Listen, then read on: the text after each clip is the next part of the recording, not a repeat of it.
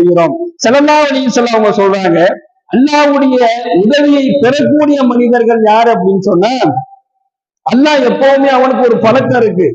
தகுதியை பார்த்தோ ஆற்றலை பார்த்தோ அல்லாஹ் மனிதர்களுக்கு தன்னுடைய அடியார்களுக்கு உதவி செய்ய மாட்டான். அல்லாஹ் எதை பார்த்து உதவி செய்வான் அப்படின்னு சொன்னா, மக்களின் பலகீனமானவர்கள் உங்களுக்காக வேண்டி செய்யக்கூடிய துவாவை கொண்டுதான் அல்லாஹ் உங்களுக்கு உதவி செய்வான். மக்கள்லயே ரொம்ப பலகீனமானவங்க யாரு அப்படின்னு சொன்னா, ஒரு நபர் பலமா இருப்பார், இன்னொரு நபர் பலகீனமா இருப்பார்.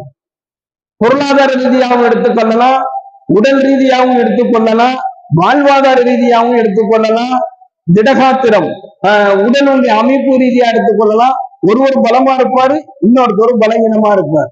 அப்போ பொருளாதாரத்தில் ஒருத்தர் பலம் உள்ளவராக இருக்கிறாரு, இன்னொருத்தர் பலகீனமானவராக இருக்கிறார். அவர் மிஸ்கின், ஏழை, அப்படி நம்ம எது வேணாலும் சொல்லலாம். இந்த மாதிரி இந்த ஏழைகள், மிஸ்கீன்கள், அனாதைகள்